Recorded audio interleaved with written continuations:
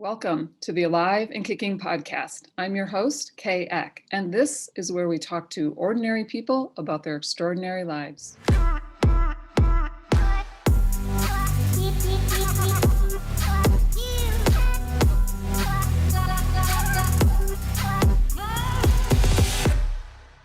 Welcome back to the podcast, everybody. Before we get started today with my two sister guests I'm super excited about, I just want to encourage you to go to my website and sign up for my newsletter if you're interested in learning more about the release of Dear Human, which hopefully is just about a month out right now.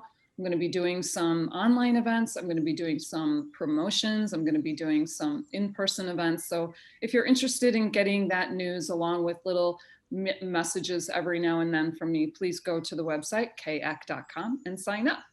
Today I have with me Tasha Gomes and Lisa Scott. And these two lovely ladies, I'm thrilled to be in your company. As I was saying earlier, I could feel your energy and power coming through really strongly before we came on. But you two have been walking an individual path side by side as sisters through this lifetime. And I'm so excited to have you both here because this isn't, I find something that's all that common. And I think we can learn a lot from your experience.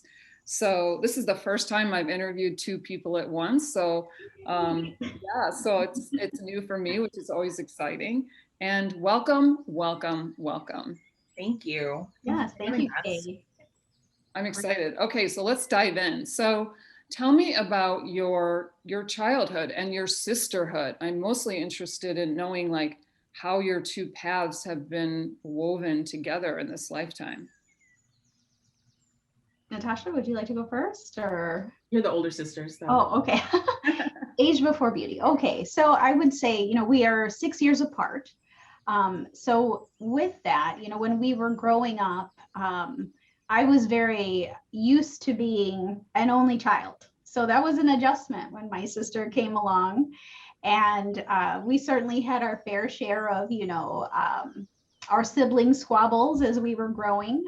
But as we got older, and really, I think the turning point for us was when I went away to college. And I feel like that was the beginning of our relationship, of a real relationship. Mm-hmm. And because I missed her, we had something to talk about. We could commiserate with, the experience of living in the same household, but then I sort of had this freedom of, well, life is very different, outside of our home, so, and just that shared sibling experience of growing up in the same house, but you can have very different experiences with your parents, and your other siblings. So, there was just a bond that was really forged, really, I think, when I did leave the nest, so to speak. That's interesting. How about you, Tasha? What was your childhood experience? Yeah, I remember growing up. So I'm a middle child, and I'm a true middle child. But it, like Lisa would have her friends, and I'd want to play with her, and she's like, "Dad, can you, tell her to stop, leave me alone?" And it was like a moth to a flame sometimes. I'm like, I just want to be around my sister. And, we had fun, but, there was just, I think, the age difference. And honestly, like, I think we both felt the same way, because I remember when maybe it was that first Christmas you came home, and, Lisa was in the city, not too far from home. But when she came back, it was like we could connect and we could talk. And I think that's what started like our bond together, and really started like that chapter of, friendship and, and sisterhood. And it's like, since then, it was almost like we walked through that door together and we never looked back how it used to be.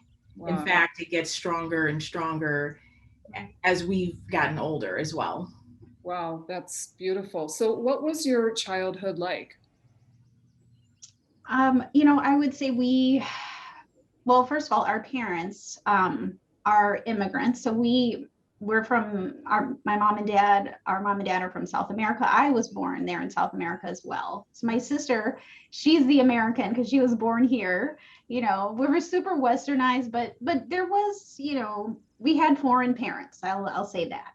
Mm-hmm. So it was this, I felt like we always were sort of within different worlds. So here we are growing up in a very midwestern suburban, community, but it's pretty homogenous. Not a lot of folks who look like us. And so you learn to navigate different worlds. And then our parents, they were still very tied to people in their Caribbean community. So it was like you had this Western upbringing, you had this, we're from Guyana, South America. So we had this very Guyanese upbringing, traditional food and cultural practices. So it was just kind of learning where am I in the world and which world am I in at this time? Because there wasn't always a merging of the world. Sometimes they were kind of separated. Mm-hmm. So I think my sister and I, we were very good at meeting people where they are, because we're used to everyone. Maybe not everyone was used to us, but we were used to everyone. Wow. How about you, Tasha? Yeah, same. I just always remember, there's like Caribbean music in the house, and then I would go hang out with my friends and they're all into alternative rock. And it was like, living in two different worlds, even with like food and, and then our friends would come over and it's like, well, what's that? And it's like, well, you got to try it to have it. And I think the blessing is, that was kind of normal. Like, okay, inside the household, this is what's going on. And then outside of the world, this is what's going on. And so for me, it's very normal to, just always be around different people and different experiences.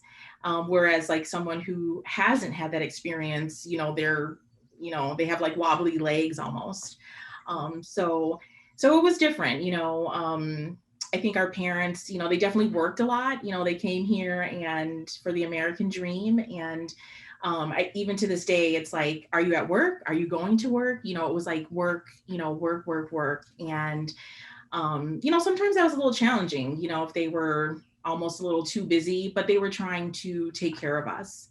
Yeah. So there were just times where, if there was any like miscommunication in the house or, things kind of felt off, we're like, well, they've got to work. It was almost like everything about life had to be put on the shelf because we're just trying to survive. It felt like. Yeah. So we had to learn how to maneuver through that. Oh my gosh. I mean, there's so much there that we could dive into. like I'm almost like overwhelmed by it. There's so much I need to scare you.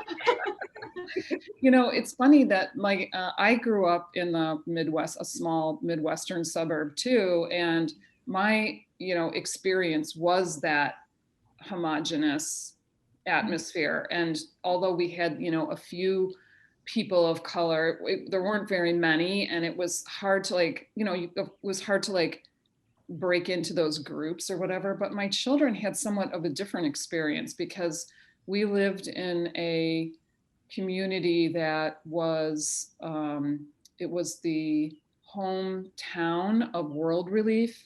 So we had a lot of immigrant children in their school, all probably 30 different countries were represented in that. So they got a really rich cultural experience. But I know as a parent, trying to connect with some of the immigrant families was really difficult because they were working so much. And there was this, they had to keep a nice tight unit because that was the safety zone. And, they're in a new country. They had come from unstable environments a lot of times. And so as much as you want to, integrate and become a community, sometimes that was really hard to do. So how did you guys find your way into the community? Well, Tasha, was probably a little more natural for you. So I'll ask Lisa, how did you find your way into the community and how did you assimilate or, what was that experience like? I think for me, I was 2 when I came here. So I don't have, any memories of being in Guyana, but I went back when I was 9. And I remember when I came home and I was so excited, and I was like talking like I was Guyanese, and I had the accent and everything. My parents were like, what is wrong with you? No, you are here in the United States. You are speaking English. This is why we're here. No, don't do that. And it was very like, oh, okay, hold on. So I was always I sort of held things in, as a result of that. But just going to school, I didn't feel any different. It was very welcoming. We grew up in a very nice community. Um, and I think our parents were very deliberate in choosing where we did grow up, because they felt, okay, we're gonna put you in a situation where we know that you're going to get a proper education, and you're not going to be singled out or punished, um, because of who you are. You're in a good environment. And so there was never, and it's funny, they didn't really discuss race ever. It was just, listen, we're all the same. What makes you stand out, what makes you different is how hard you work, how much you achieve, and that's what you need to focus on. So there was just an unspoken an unspoken rule in the house that your job is to achieve, and that was the focus. Yeah. And there was never a distinction among people, and even, so they were just very focused on working hard and doing your best. Well, And our family looks like a blend too, Yeah. so it's, if we look like the United Nations, and so to me it never felt any different, and that was something that was very like firm in the house, like you to be a good person and work hard and respect people, and so there was never any differentiation of, a person is a person, as long as there's some kindness and respect. That was very important. Yeah, wow, that's beautiful. So what were some of the religious or spiritual traditions of your family and home? So I would say our parents, they kind of had an interesting story. They were raised Catholic. When they came here to the United States, my mom came first, and then I came, and my dad came. And my parents had to get married in order for my dad's visa to, be continued. And so they went to the Catholic Church, and they explained that they were in a time crunch, to get married because of the immigration situation. And the priest said, I'm so sorry, but you have to take your pre-Cana classes, and that's going to take time, and we can't rush this. And so they said, sorry, we can't marry you in the time frame that you're asking. So that sort of upset my father, and he never went to church after that. And my mother, she wanted us, to experience, faith and so we didn't go to a Catholic church. We ended up going to a Baptist church. And so it's weird. I feel like I have like one foot is in the Catholic church, one foot's in the Baptist church. But they weren't overly religious, but they wanted us to have, exposure and understand faith. And my dad never spoke of going to church. He just didn't talk about it. Religion, once that situation happened. So he was always very quiet about his faith. He always, and still to this day, he wears the cross, but he just doesn't talk about religion, but I know he has faith. Yeah. So yeah, and I would say, so we went to church, and that was another thing. So the church we went to, is predominantly Black church. So here we are in a, really white community, but we have a Black church that we go to. And then they're like, well, wait a minute, where are you guys from? So, then it was like, okay, well, even within the Black community, they're like, well, you're not, sometimes they would say, well, you're not really Black because, we weren't born here, or we ate different foods, or our mom had an accent, so, it was, again, that navigating the different worlds. And then I think spiritually, just having the experience of, yes, going to a Catholic church. I was confirmed, and, but still would go to the Baptist church.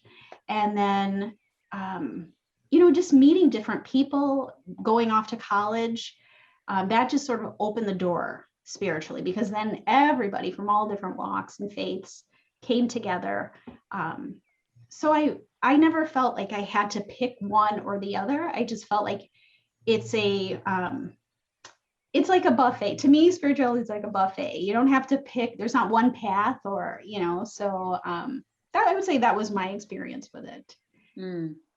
And I think now that we're older, I definitely feel like there's this bucket when it comes to religion and then spirituality. And, it's a dance, but I feel like I'm more aligned, within my spirituality as opposed to aligning to one religion. So, if someone says, how do you get through your faith and how do you get through your day? And I said, well, Jesus and Buddha, are like my uncles. They're my guiding force. So, I think it's, I think the base for any type of religion is like prayer and faith, and so for me, it's been very important that I've aligned with what I gravitate towards more of, so I feel more, more spiritual than I do religious. Mm-hmm.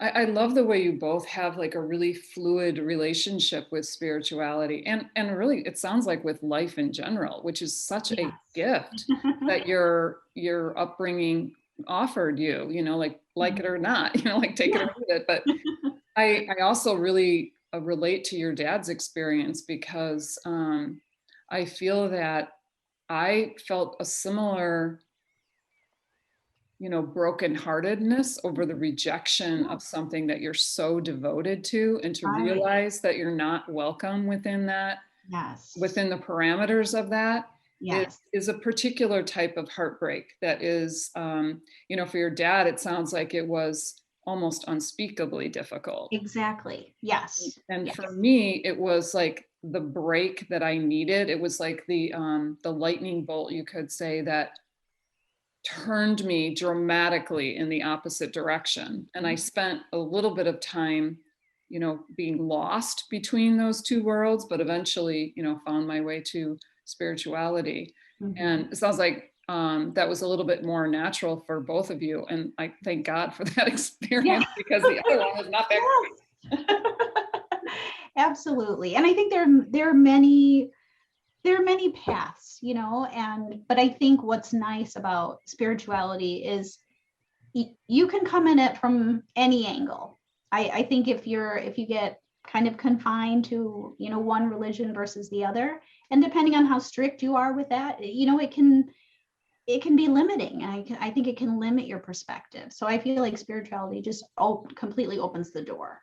Yeah. So Tasha, you have this, like a really sweet and jovial acceptance of this, picking up off the platter of life, and to in whatever way serves you. And I'm wondering how that came about. What was your path that led you to this sort of really open-hearted acceptance of different ways of being?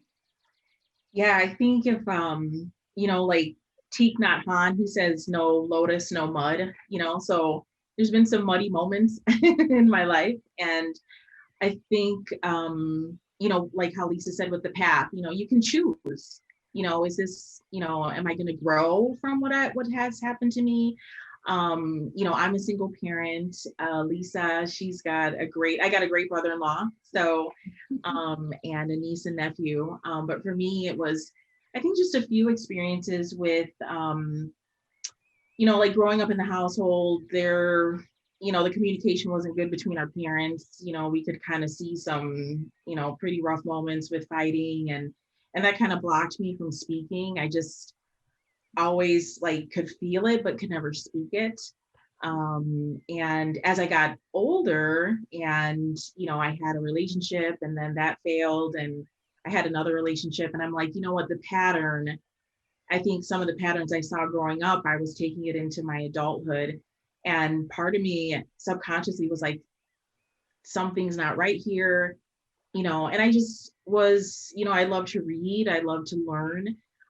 So I decided to go to therapy. I went about 4 years ago, and literally every resource, every book, my therapist gave me, I just became this sponge. And I'm like, well, let me practice this and let me learn this. And once I learned about like my sensitivities, I learned about being an empath. I got the list of what an empath is, and I literally like checked the box off of everything.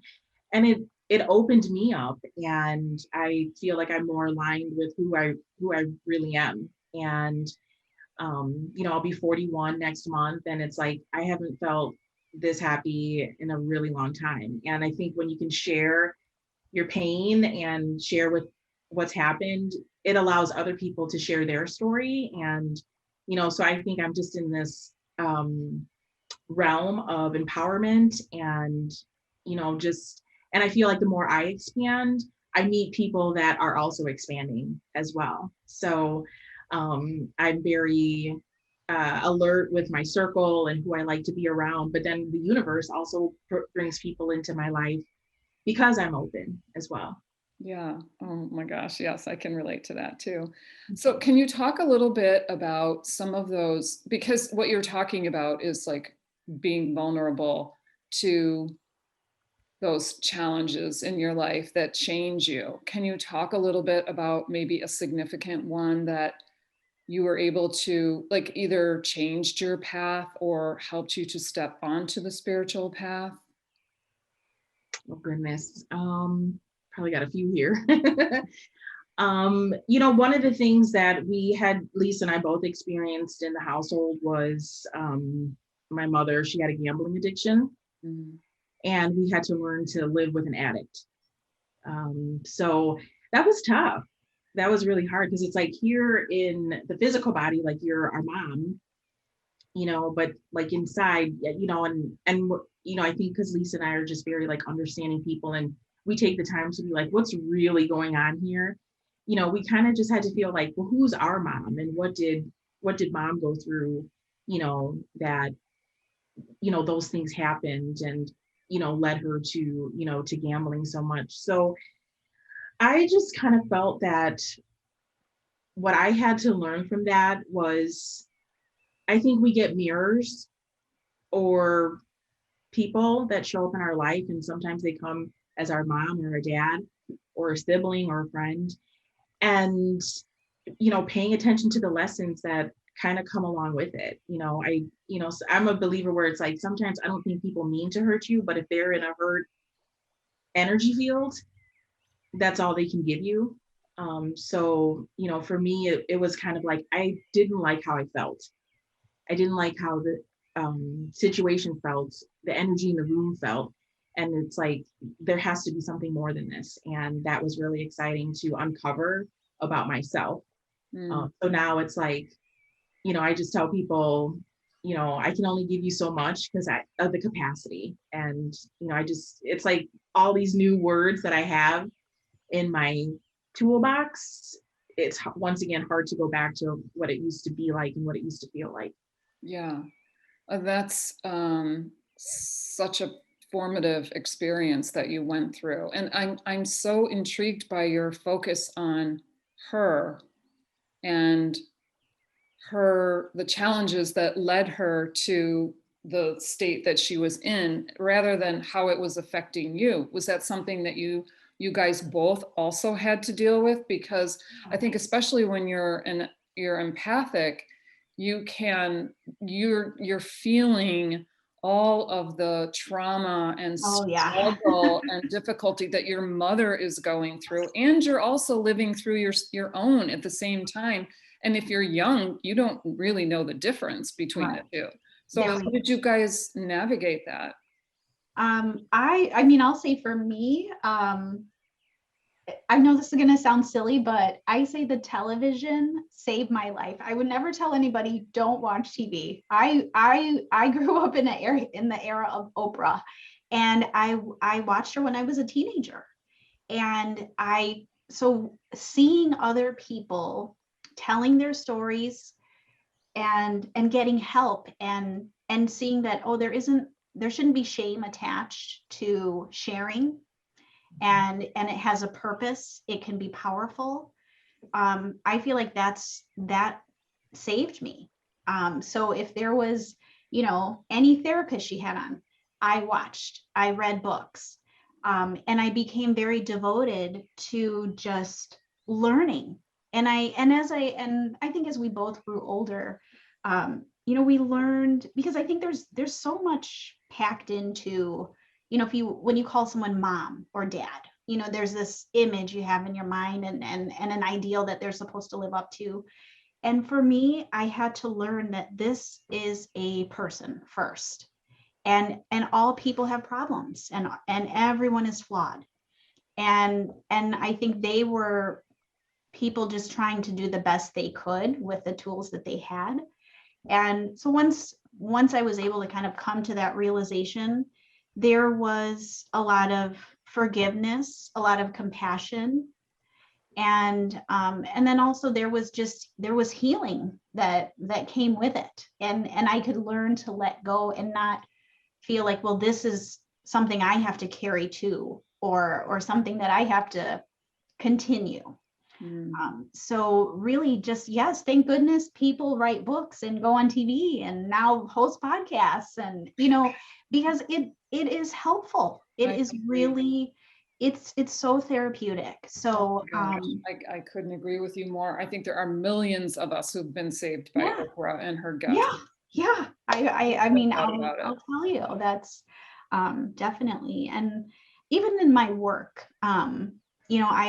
I've been a nurse for 23 years, and I think the greatest gift I received working in my profession is the awareness of gratitude, and just living with gratitude. If you approach everything with gratitude, even those painful things, they're valuable lessons.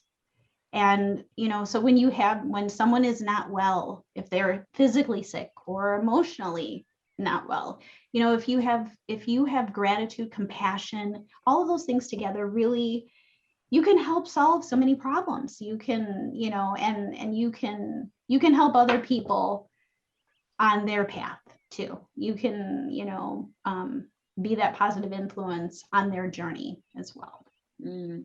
So, Tasha, let me ask you, when did you become aware that you were on a spiritual path? And was there a point at which your life became the spiritual path? Because it seems I've been observing you online. This is the first time we're meeting in the quasi, personal space, but I've been following you online, and it feels like you're spirit led, like your life is spirit led. So how did you come to that place? Yeah, thank you. So yes, I want to say, like when Lisa was younger and she gravitated towards Oprah, like when I got older and Oprah started doing Super Soul Sunday, and I'd start watching that, and it just really, like, I couldn't stop watching. And then she had Carolyn Mays on, and she talked about Anatomy of the Spirit, and it's like, okay, well, let me get that book. And then she had Michael Singer on, and he talked about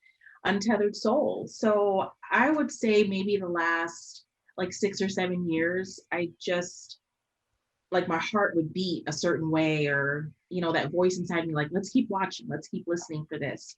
And then once again, with therapy and learning about the empath, but it's like all these great, Deepak Chopra and, Michael Singer. And so I would say about 6-7 years ago. And I think the biggest word that we didn't grow up really hearing was boundaries. And who did? Right. So, here I am, I'm, 35 years old, and, my therapist, she's like, have you ever heard of boundaries? And I literally did like the head tilt, and I'm like, what's that? And I mean, I felt like I was like born again when she said that. And so once again, the tools and the books and the resources, and there was a part of me where it's like this voice, keep going.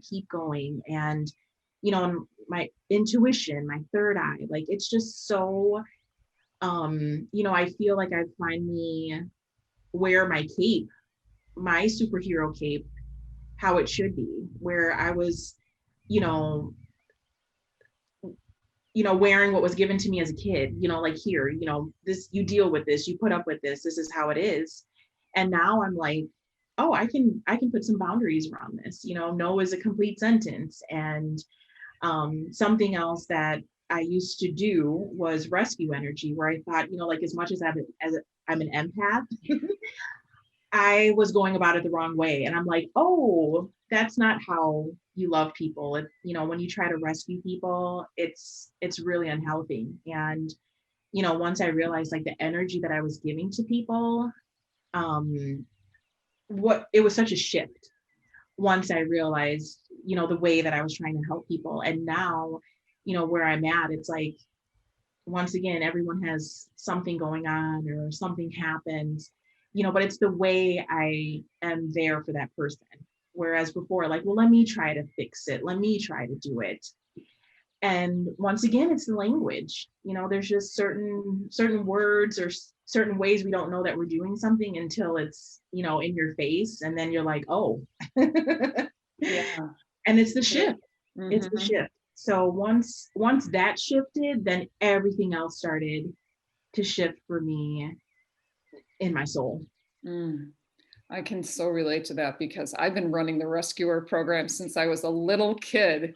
And I just this year realized how disrespectful it is. Yeah. And it's a bit dishonoring as well. It's dishonoring to the other person's journey, that there's something wrong with what's going down, when now that it's actually serving them in so many ways, and you're just disrupting it. You're coming in and tampering with their path. And boy, that was a hard lesson for me to learn. I had to learn, like, the difference between rescuing and generosity. Like, there's a big difference, and it's important to know what's what. Right. So it sounds to me like, Tasha, your path has been somewhat leaning toward the mystical, and Lisa, you sound like your path has leaned a little bit toward, like, pragmatic, almost like you're, definitely, the way that you're serving in your profession, and all of that. So how do you guys merge the two of those together, your understanding of those? Like, what, Lisa, are you drawing from Tasha? And Tasha, what are you drawing from Lisa? So I will say, when Natasha recognized that she was an empath, that was something that was very, it was intriguing to me, because I felt like, okay, there is a label for this. I knew her personality, but I didn't know, oh, there's a word for this, there's a term for this. And we always had very good, deep conversations. We can always laugh. And, then we started to talk about, spirituality more. And yes, and yes, definitely the mystical. And I had certain experiences that I shared with her. And because I thought, well, I can't tell anybody else this, I can tell my sister. and we found that we had these similar experiences with spirit. And then it was like, oh my gosh, this is my spirit sister too, not just my sister, but she's like, this is my soul sister as well. And yes, you know what, I'm very pragmatic. And because, yes, I studied nursing, and so there's an art of, science and compassion. And so it's a blending of, of different worlds. And again, growing up, I had this blending of worlds. So I felt like there's always, for me, there's always a blend. There's always a blend. And when I started to have these experiences, of course my left brain is thinking, well, how can that be? You need to figure this out. And then I was reading some more, and then I looked at the law of conservation of energy, and I recognized, okay, energy, it's neither created nor destroyed, it's just transferred from one form to another. And then it made sense. So I could say, oh, this is energy, and this is what's happening with energy. So the pragmatic part of me, that logical side of my brain could really have perspective about the mystical side of life. And so for me, that was very comforting. And she was already on that path, and she kind of helped guide me. So I feel like she's the bigger sister spiritually.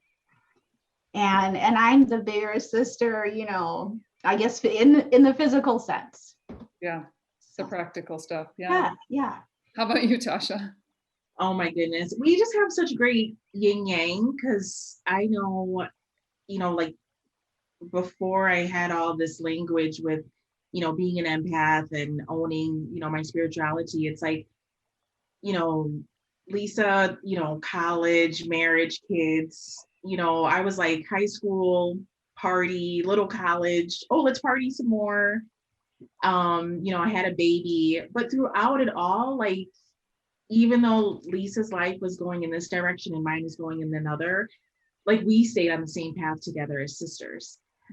So that's been great. And I feel like, she's like my shero, because I'm like, okay, I know I got to work on that. Like, let me, get a good career going. And, so much of really who I am now is, really dedicated to my sister. And, I went back to college, I got my bachelor's at 35, and, and I thought, okay, I need to get my shit together. And then all the other things, like like the panic attacks. I used to have really bad panic attacks and depression. And once I learned about being an empath, and I realized, sometimes the energy in the room isn't mine, it is someone else's.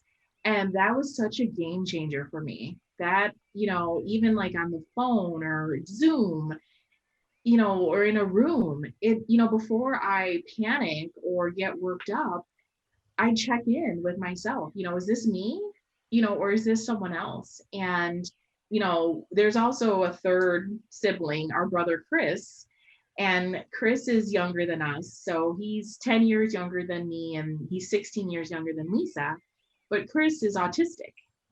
And so he's nonverbal. And so growing up, it was all about body language. That was the only way we could figure out, is he okay? What is he really saying? And so for me, someone, how they walk into a room or just how they are, I'm really having a conversation with body language than a verbal conversation. So, just, growing up, but then, just learning so much. And it's like, Lisa and I just have this good ebb and flow, where maybe where she's at, I need to get there. And then where I'm at, Lisa's like, I need that as well. So it's kind of nice that it's, I feel like we're one unit sometimes. Lisa has like the cutest little girl ever, my niece Nina. And when I come over, she like sits in the kitchen, she's watching us, but she's listening, because she's like, oh, you two are funny, but it's like, we're just one person sometimes. But it's, I feel like in Sacred Contracts, this book that Carolyn Mays wrote, everything was written, everything was already like predestined for us. That's how I feel. And, we were supposed to come through our parents, be Guyanese, have this skin, have this hair, have this characteristic trait. So like we are supposed to go through life together. I mean, it's like I have like goosebumps through this whole conversation, because it's one thing to have a sister it's one thing to have a soul sister, but Right. when they're both the Yeah. same, it's like, oh my God, the gift of it is immeasurable. I can't even imagine that. Yeah, because you hear some siblings, they're like, I don't talk to my sister, or Yeah, I only see her once a year, and I would die. yeah, yeah. And oh my gosh, God bless your parents for having three only children. Like, Well, yeah, yeah, right. It's kind of crazy how that works. it's really But crazy. Like yeah, no, probably, I'm sure there were many reasons why it occurred that way, but and of course it was predetermined, right? But yeah, right, right. yeah. So how are you living your lives today? What role does spirituality take in your careers? In your case, Lisa, well, in your case too, Tasha, like how is that presenting? How is it normalizing in your life? Mhm. So I think, my feeling is we're spiritual beings having a human experience. So when you look at it that way, you can really approach people with compassion. And so certainly in my work, I've had, and dealing with people who are not well, you have to have compassion. So much of my life is just, I don't walk around with a bleeding heart, but you just have compassion for people, and you understand that this is a journey that we're all on, and we're all trying our best. We're trying to get through it. I think spirituality really, it makes the journey more interesting. It makes it more rich. And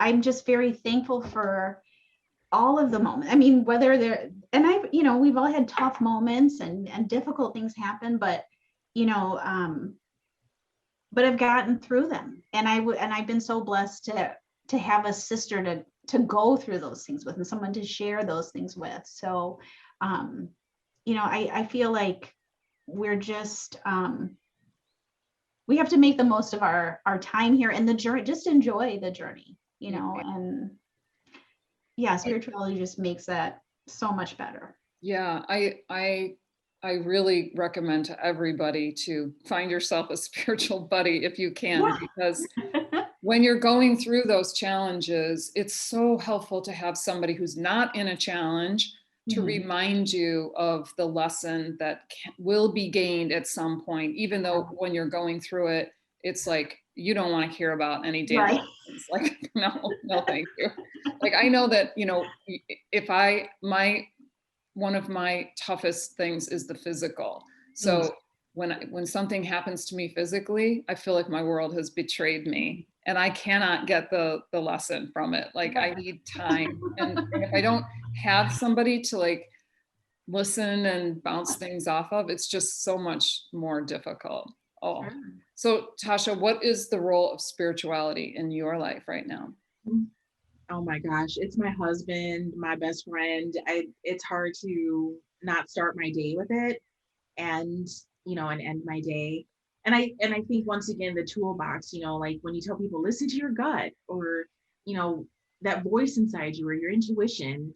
So I think this umbrella of spirituality, there's so much that you can choose from, and you have a lot that you can work with. And so for me, it's once again it's the books, and um like Lisa and I are both in healthcare, and we even like, I feel like since I've become very aligned with myself, and what gets me out of bed and what makes me feel good, it's opened the door to just opportunities professionally and personally.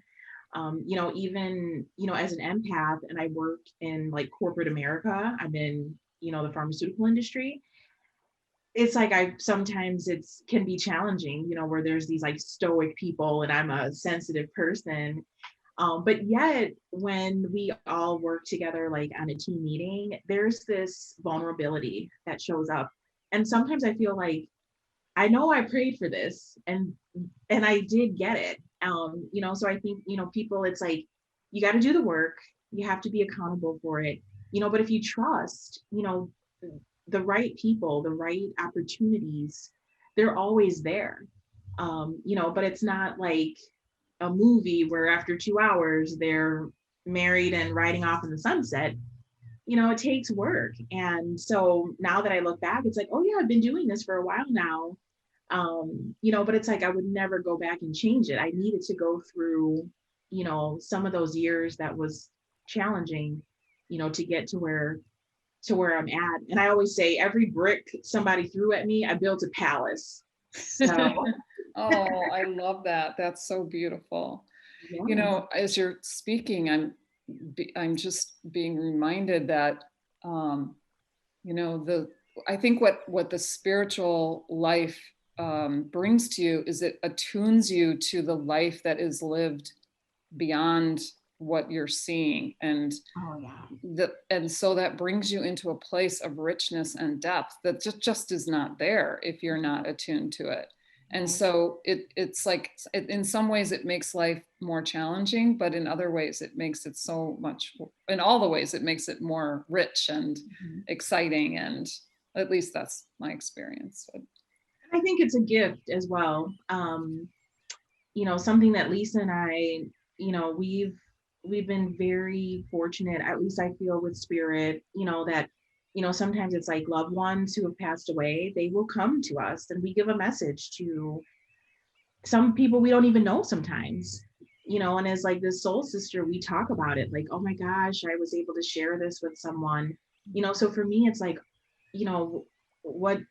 what we have been given here on Mother Earth, it's like, I'll take it. I'll use it, if that's what I'm supposed to do. So, for me, it's very exciting that I've gotten to this place where it doesn't take away, it adds value to me and to others. That's beautiful. All right, ladies, would you be interested in switching over to our lightning round? Oh, sure. Okay, we'll start with Tasha on this round, and then we'll move to Lisa. What would you say are the highs and lows of sisterhood?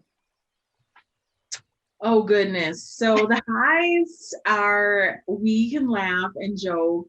Our text messages are funny. Our conversations are funny.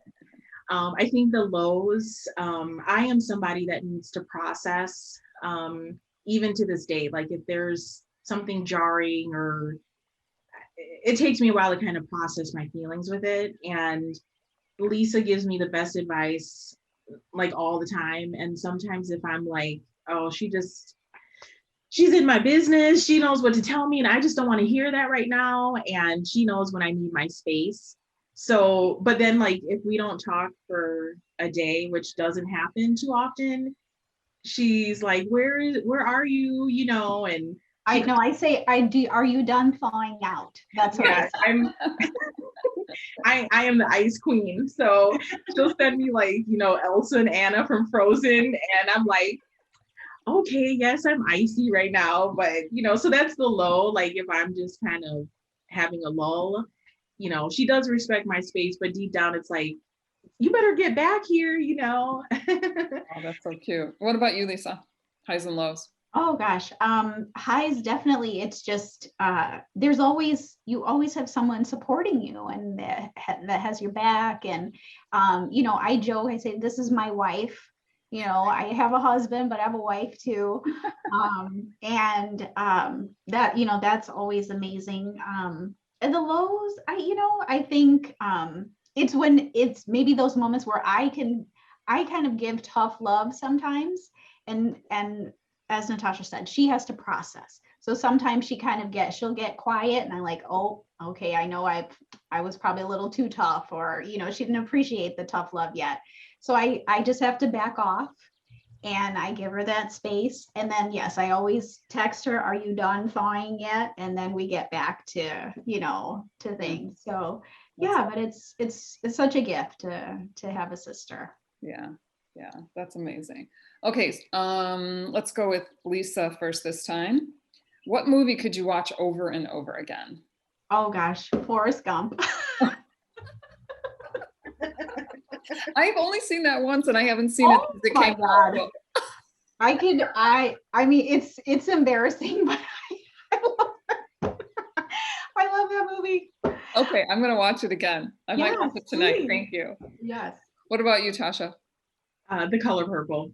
Oh, I haven't seen that one either. I mean, I've seen it, but I haven't seen it Oh. again. So I'm going to watch them both. Thank you for the That's recommendation. another podcast. Oh, and you know what?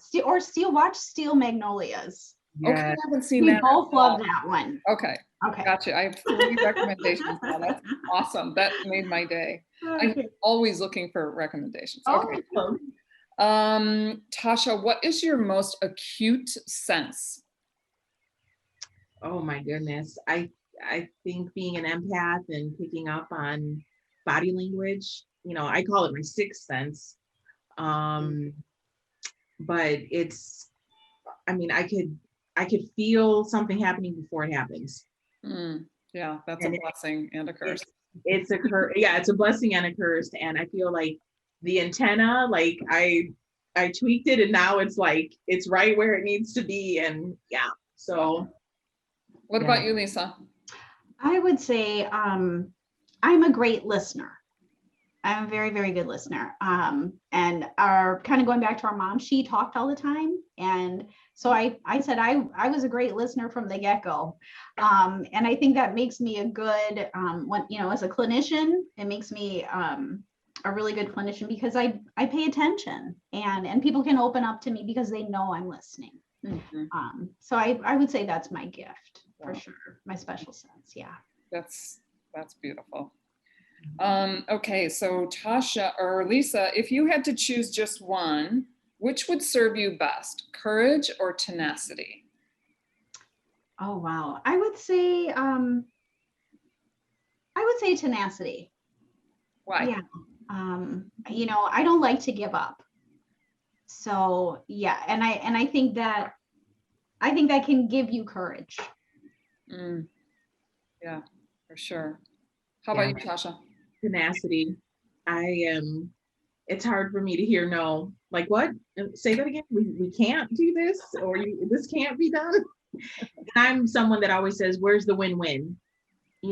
There's always a way to balance out how you can be content, and so can I. So for That's me, amazing. Yeah. That's actually amazing because what you're saying is that you're willing to keep going until you get to that point where there's true resolution. Not like it's so easy to stop at the differences because it's too hard. It's like you're way over there and I'm way over here. And so like, let's just walk away. It sounds like you're willing to go continue down the path. Yeah. And for me, it's like I'm always looking for the win-win for myself, with others, a project. How does that balance out for everyone that's involved? Yeah, that's amazing. Okay. What, Tasha, are you most looking forward to right now? With work or personal, or what's the one thing you're most looking forward to? Well, I started the website called Divine Life Motivation, and I honestly look forward to growing that with my sister, and that I'm just excited. I feel like once again, all the work that I've done on myself, I just want to pay it forward. So that's what I look forward to. So can you tell us a little bit about that? What's the site all about? Yeah, so the site is about energy and law of attraction, law of manifestation.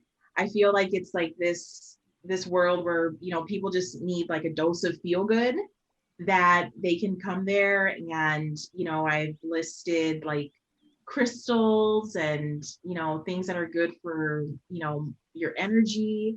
If people want to become a client and, work with them, and, all the tools that I've had access to, to pay it forward and to give it back. So, my vision for Divine Life Motivation is, one day like have a retreat and a weekend, and it's all about empowerment, learning that everyone has this gift. And, if you're open to tuning into it, your people are just powerful beyond measure. They just don't even know it.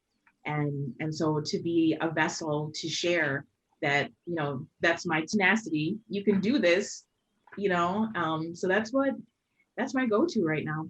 Wow, that's amazing. Well, of course, we'll put all the information about that in the notes. But yeah, what about you, Lisa? Yeah, you know what, I would say just being a part of the journey with my sister. That's something that I'm definitely looking forward to. And, I think I just, as I get older, I realized, every decade of my life is different. As my children get older, just the evolution of my relationship with my sister, with my kids, with my husband. I'm sort of very interested to see who am I going to become, you Mm, know, and it's exciting. I really look forward to, all of those changes, all of those good milestones, and, and just welcoming them with grace. yeah. I think that's really important for people to know, that what we're really going through is this shedding of all the false things that we aren't. Yeah, And then you're constantly revealing a new self. And in yeah, the beginning, that process is really hard and really scary. yeah, But eventually it becomes like a joy, yes, it's yeah. like You you're look like you're forward to it. saying, it's like, wow, what can I do next? Like, I'm amazing, like Right. Yes. yeah. Oh, my next trick. Yes, Yes. yeah, definitely, definitely. So did you guys bring a question for me today? I do. I do. So I read your book, your first book, Thank you. and it was beautiful, I have to say. So kudos. Thank Great you. job. And my question is there something that you wish you didn't put in the book? And is there also something you wish you would have added that's not in the book? Oh my gosh.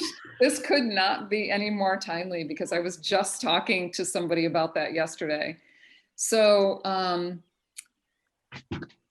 weirdly, when I wrote that book, I started writing as a way to process everything I was going through because I was hit with a number of huge things at the same time. There's probably like 5 life-changing things that occurred for me in a very short amount of time. And the so at the time it was very cathartic and it was a good thing for me. And I understood that it was fairly raw and fairly personal, but it felt right to me. When I go back to read it now, I think like, wow, that is really personal. Like it's harder for me to read now than it was back then. I don't know if that means that I would have changed anything, but I certainly have a different experience with it. And the other thing is that what I didn't talk about in that book, that book wasn't really about that, but I almost wish I could write another book because that represented the phase that I was in. There was a phase that came after that, and we're talking my book is about divorce and self-love. So what I didn't experience at that time that I had written the book was all the anger and rage that I had within me that I hadn't yet expressed because I just hadn't yet uncovered it. And it wasn't anger and rage at my partner at the time. It was about what I allowed myself to do, to be, to accept of myself, and the time that I had wasted being a smaller version of myself. Like that just created all this like inner fire and like forgiveness that I had to do for myself. So it's not that I would have done anything different, but it feels like it might be useful to write a second book about it. Yeah, I well, you think have some time to reflect, so And it just my experience of it just continues to evolve. So sure. it was such a momentous occasion, of ending a 30-year marriage is not for the Yeah, faint of heart. So right. yeah, but well, I and just want to go ahead. I'm sorry. I think it's beautiful because like Lisa said, as we get older, there's different versions of us. And what you have also expressed and shown is like you give someone else grace, like if they end up going through that. You just don't know how many people you've helped with that. I'm sure you do, but I'm just saying, it's so powerful when, we can kind of like stand up as a woman and own, what we want. And, maybe it might hurt some people along the way, but I think how you asked, are we courageous and tenacious? Like, I appreciate your courage in that book. Thank you so much. Thank you. I really appreciate that. Oh my gosh. Well, it's been delightful to have you guys here. And now I want to come and like have coffee with you guys all the time. I just want to be like a fly on the wall and listen to you guys go back and forth. But thank you so much for being with me today. I have loved every second of it. Oh, thank you. This has been wonderful. Yes. I enjoyed this. Yeah. Maybe we'll be back another time. I hope so. Of course. Definitely. Yes. Thank you. Yeah. Thank you, Kay.